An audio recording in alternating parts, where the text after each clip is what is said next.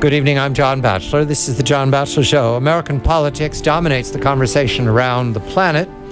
Later on this evening, I'll speak with Monica Crowley, our concerns with the Republican Party in the Senate. The Republican Party in these last hours, the Senate Leadership Fund, has poured millions, tens of millions of dollars into 6 states where the party believes the incumbents or the open seat are at risk. This would mean a change of majority in the new Congress in 2017.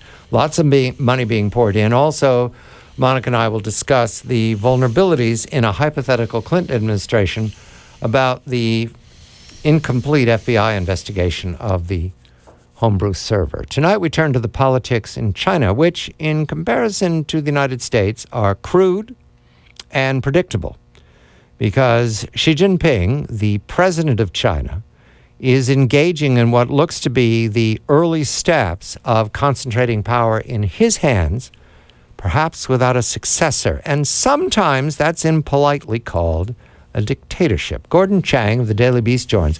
Gordon, what is the 6th plenum? What are we waiting for to happen in China? The 6th plenum started Monday. It's a 4-day closed event.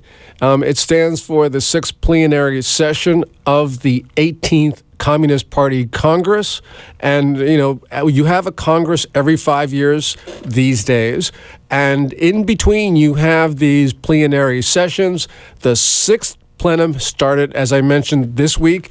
And the big issue there is not what they're going to talk about, which are disciplinary rules and standards for Communist Party membership. They are going to talk about Xi Jinping, whether there's going to be a successor, and how the Communist Party is going to handle a transition from one leader to the next, or maybe there will be no transition. This is not an election, then. It's a discussion. Who makes the decision? Xi Jinping? There's the standing committee, or is there a vote going to happen? Well, there's going to be votes. This is a meeting of the Central Committee, which is about 350 or so of the Communist Party's elite. They then have a Politburo, and the Politburo has a standing committee. And at the center of the standing committee is this guy, Xi Jinping. So it's likely that he will vote for himself. I understand that. We welcome our colleague, Charles Burton, to sort out what is the precedent for this if the conversation turns to a lack of successor, or if Xi Jinping is going to indicate that he's going to stay on? Charles at Brock University. Charles, a very good evening to you. Have we seen anything like this before since Mao, a meeting where the successor could vote for himself to remain, the president could vote for himself to be the successor indefinitely? Good evening to you.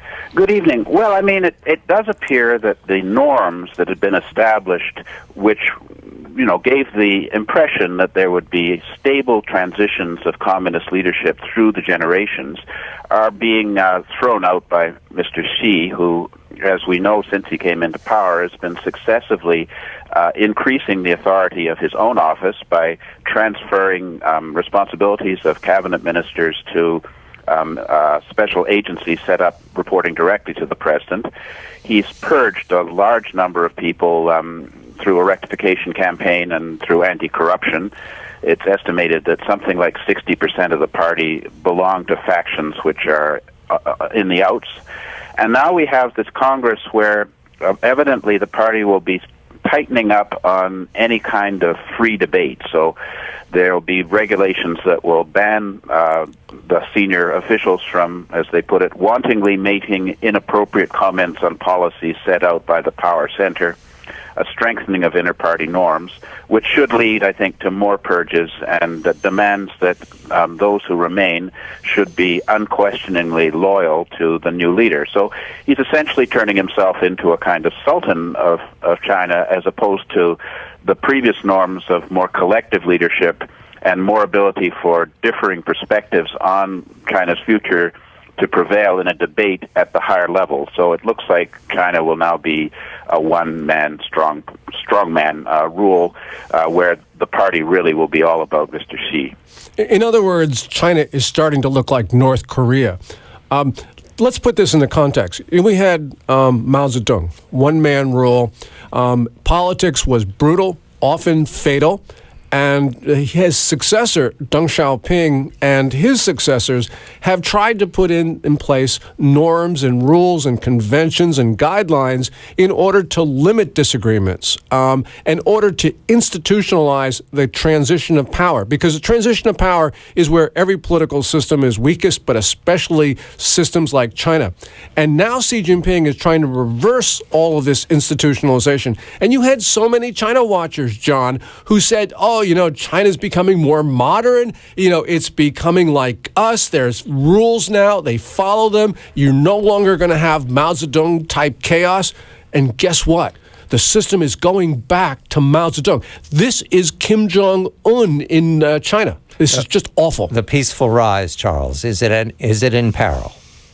Well, I think that essentially it could lead to instability in China because we now have no means to anticipate when Mr. Xi will leave power and no one to try and moderate him. Under previous leaders, including Deng Xiaoping, there were a number of strong senior revolutionary leaders. They were known as the Eight Elders or the Eight Immortals, who had differing policy perspectives and could provide Mr. Deng with alternative ideas and constrain the policies that would lead to great dissatisfaction among people if they'd been implemented.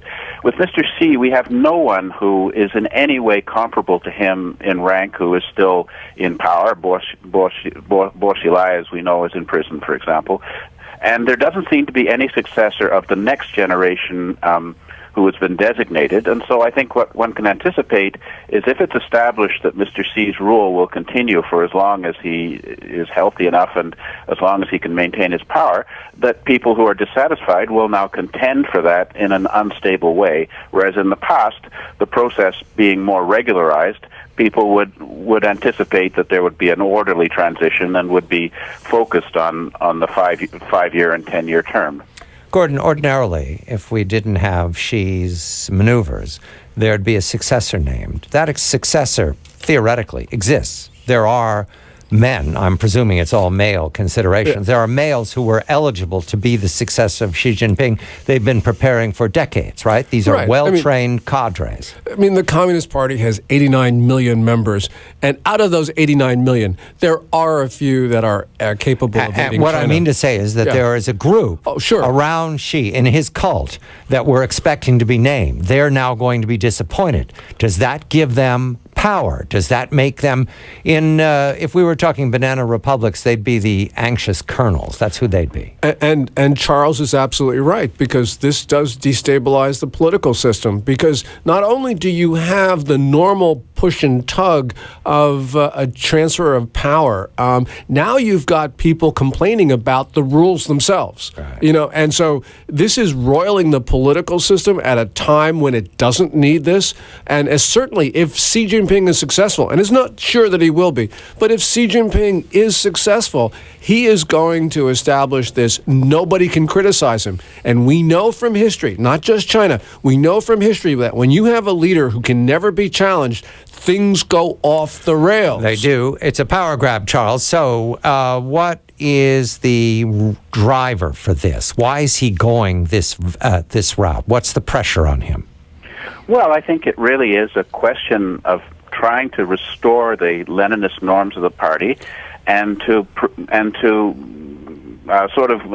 consolidate what they have against the threat of modern norms and Chinese people who are developing a sense of citizenship and rights and a lack of connection to the Marxist-Leninist ideology that is the legitimating ideology for this regime.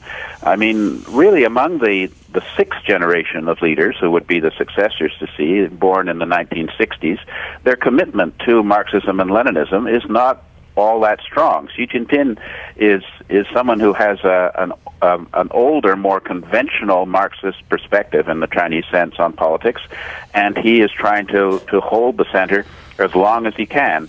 And unfortunately, if he tightens up like this, there won't be any means to make a transition in China except for an explosion and instability. So I think Gordon is right. It's a very serious development and of great concern to us and to people inside China. Gordon, if there is no successor named, Xi is the dictator, correct? Yes, until he is toppled. And that could very well happen because there's a lot of opposition to him, as we saw in March and May, and that opposition could bubble up. Charles Burton is professor at Brock University. Gordon Chang of the Daily Beast. I'm John Batchelor.